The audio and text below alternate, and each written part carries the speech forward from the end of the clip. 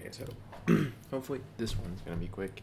I just have a little bit of what I want to say about the game.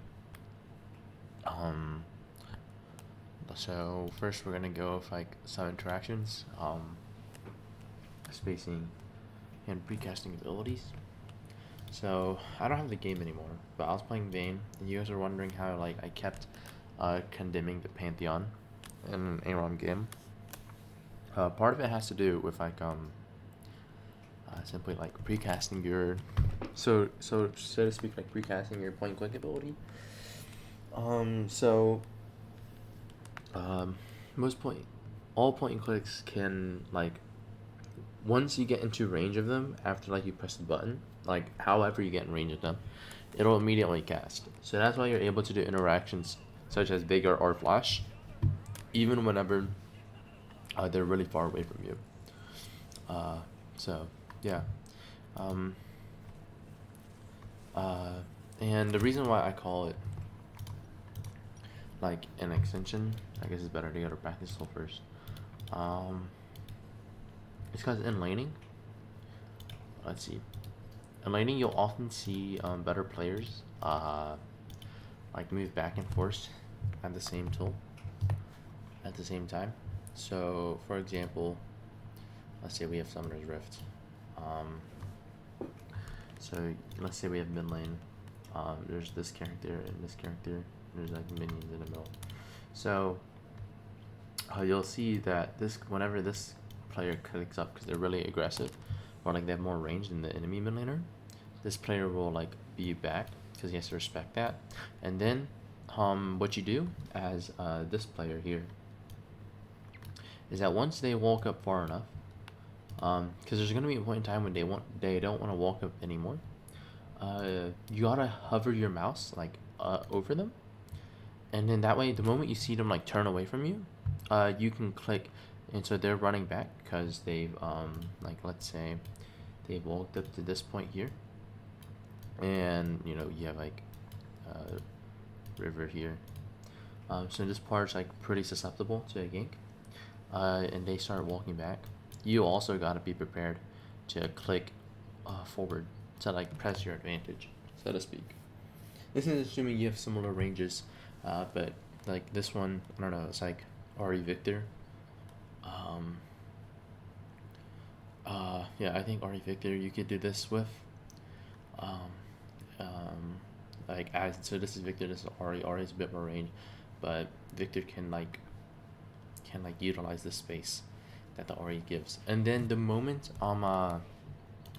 that you click forward a bit, you have to be prepared to click back again for whenever the Ori steps forward.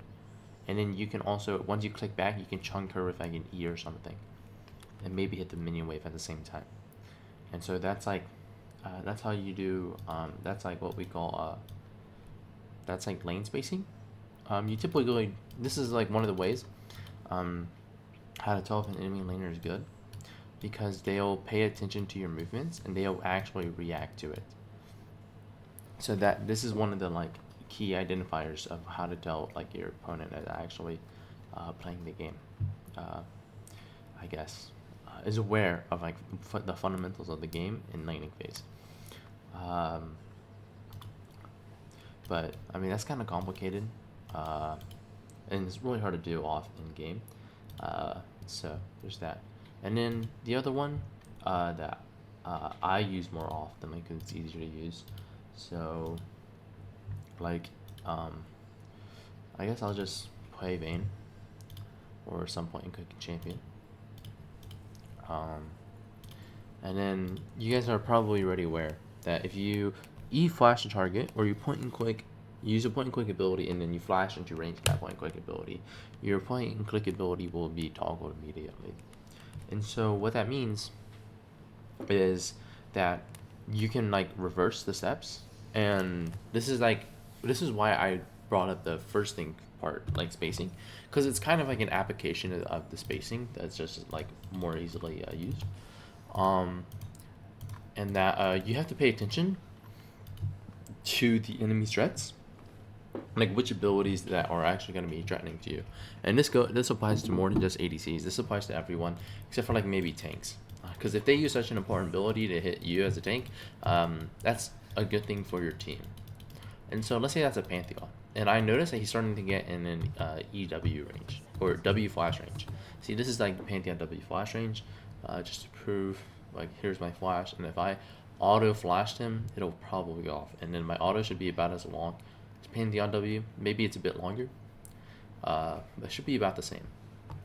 And so, if you notice a Pantheon starting to aggressively run toward you, as you're pathing away, you have to like somewhat react to it too. But whenever you think the Pantheon's gonna W flash you, you can press E at the same time. And that way, even if they E out of your, they flash out of like where your cursor was previously, as long as you do it in time, you can cancel, you can cancel the Pantheon W. So you just have to be aware of it. But W flash is really hard. But if it's just W, you should be like, oh, the Pantheon's about in range of his W, bomb. And then it should be somewhat consistent. But yeah, it's really hard to do it against like champs like Rengar who are invis and then they do delete. So yeah, to have the reaction time and be able to point your mouse in that way, yeah, that's pretty crazy. But just to prove that you can E flash into like range, boom. I missed the angle for the stun, but yeah, you can E flash out of range and and then the game will take care of the rest. So like that. But yeah, then again, if you do mess up like whenever you're like timing the ability, it is true that you'll just be walking towards like the enemy team and you'll be like kind of dead, especially if they don't get to your range. So that's why you got to get used to like champion ability ranges and stuff. But that stuff will come with time. So yeah, you gotta play more. And then, so that's most of this covered. Oh yeah, and then this is like mouse placement. So the reason why most players ignore the unit circle that just pops up right here. The reason why most players recommend having at least I don't even know a single player that recommends like having your mouse like be at always placed super far from you, because that kind of doesn't really make sense. Or even like mid range, you should try to keep within 200 units of you for most of the game, because it'll make it easier to do a lot of like gameplay things. I gotta spectate me, because here there's an enemy Shen eventually. In this case, I don't really play it that well because I didn't really identify Viego W as a threat, which will come back to like bite us towards the end. But yeah, that's my fault. Because I'm thinking that I should just sidestep it. But where's Shen? Where's the Shen matchup? Is this Shen? No. Am I hallucinating?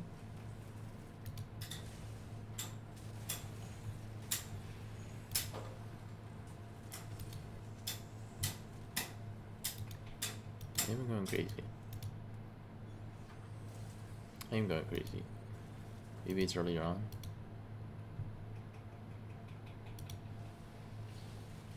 Oh, maybe against Viego trashed like 3-4 times. What the heck?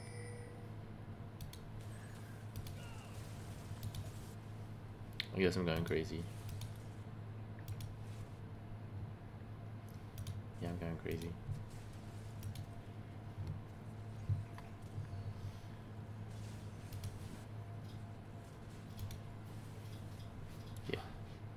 I'm going crazy.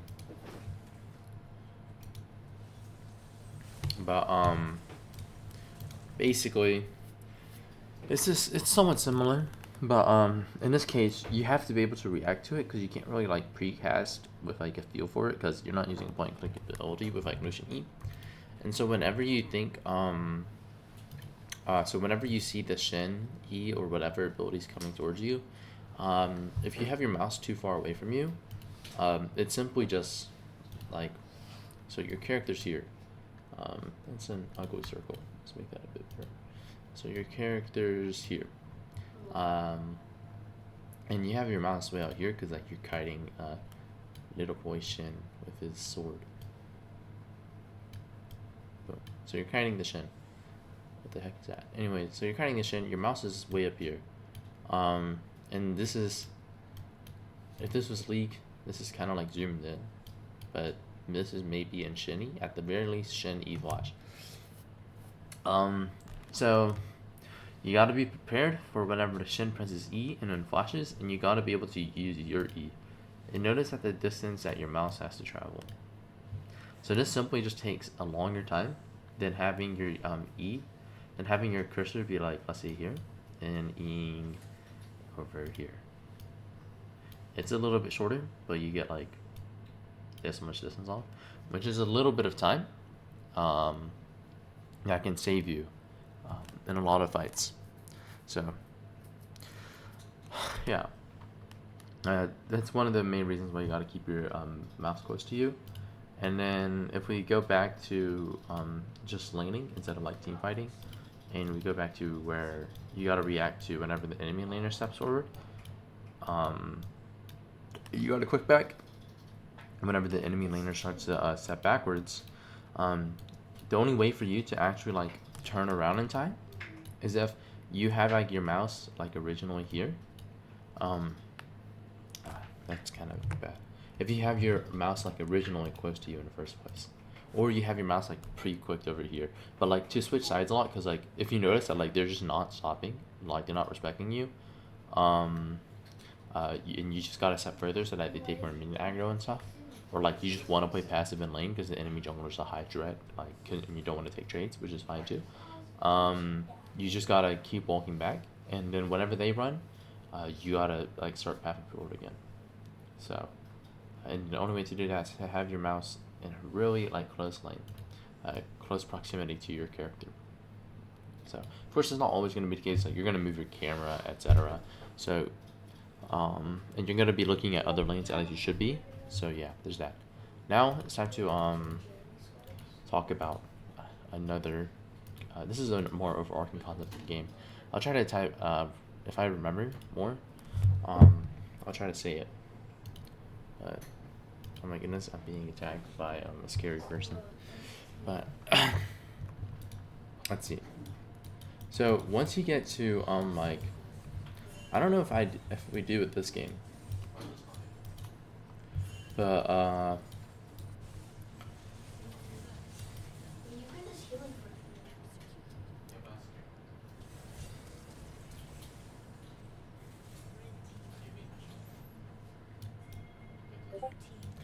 with map movements, generally, you want to move around with your support and mid, and like your mid and support should be playing with whatever side your jungler is on. So, yeah. This invade is really weird. Anything is kind of bad because Void Grubs is gonna come back up whenever I want to do, whenever I'm finished with Raptors. So, and then he's gonna be forced to be clearing. And he doesn't even base. So then you get a good counter gank. So also the reason I guess I would like do a little bit of jungling here. Here you see Void Grubs is coming back up and you just lost Gromp. You don't want to lose Gromp for absolutely nothing. And we don't exactly have the bot prior to be doing Drake. So just go up top for Void Grubs. And then Pantheon should have the lane aggression. Lane prio compared to Aatrox, so you should play with that. Mid should be about even. Zed should be stronger in early game skirmishes though. So utilizing this, and also because I've based and J4 has not. Here, I mean I don't know that J4 hasn't based. He's just weird. Because he should be basing now, and then so he should be coming out towards his bot camps, in a rotating top. But if he sees me moving towards Void Grubs, because we did see that they had a ward right here, which is good on J4, but this is just bad taking of Gromp because it messes up your tempo. I cannot fight for Void Grubs. I'll be stronger than J4 if I play it right because I can dodge his EQ, and then just gotta wait for my cooldowns to come back up. But yeah, J4 should be coming out for bot game, so he should see that I'm going Void Grubs, and then he's gonna have to scrap that and then come to Void Grubs. And by the time he comes, I'll have taken 1 or 2 Void Grubs. So that's why you don't want to path towards Krugs, because I know my Krugs are respawning because I cleared top to bot previously. And then Krugs are kind of useless at this point, because if I take Krug, I'm just gonna be giving my tempo back to J4, and J4 will be stronger than me. So, but it turns out that J4's mid, so come for the counter gank. That was a nice flash by Alzahar. Did a good timer.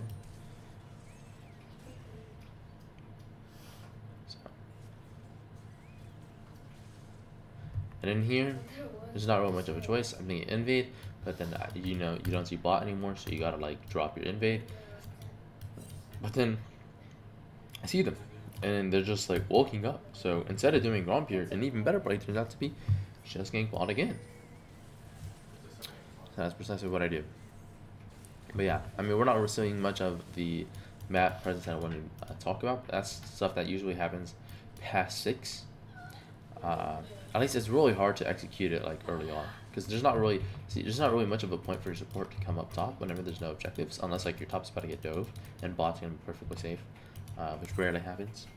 But now you get a good timer. I get a good timer to deploy grubs. And you should always do neutrals before you do like your own camps and include scuttler crabs. I say as I do my blue buff, but ideally here, I would want to do void grubs. So, in all honesty here, I should just select this to run top because they're fighting. But we're kind of like, this is kind of just a game that's goofing around. But yeah, I don't think we're gonna see any jungle mid movements. So. Kind of sad. Yeah, as a mid laner, you should play on the same side of the map of which your jungler is. So here, Zed went bot. It's kind of understandable because he's trying to like make up for the play that happened there. But maybe we should just ran top and then gotta dive top lane, something like that. So.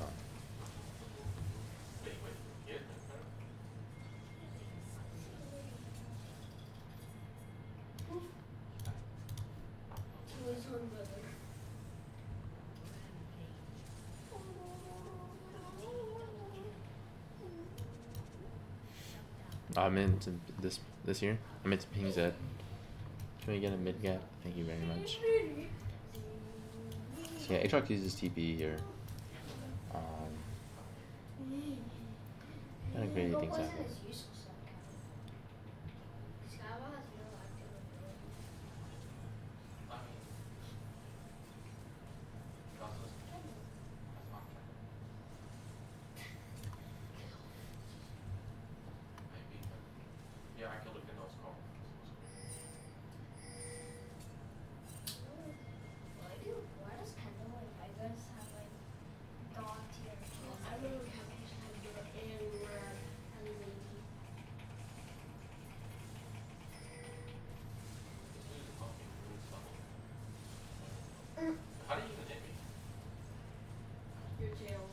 But yeah, I don't know. This game is kind of on mid, but like why we're not seeing any jungle mid path movement. Support should also be roaming around the map, but the support player isn't too great. So, yeah.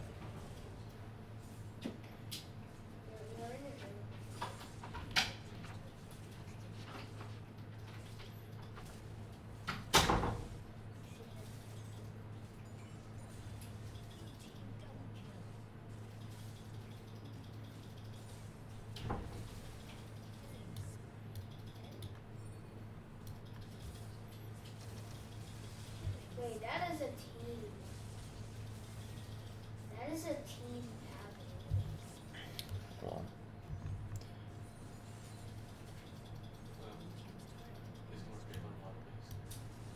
Yeah, this game is really like not great in terms of like roaming or like utilization of the map. So this game was just absolute monkey fest. But yeah, that's about it. So yeah, pay attention to the first half. That's why like those habits, they're only generated if you play enough or if you've like practiced consciously enough in a practice build. So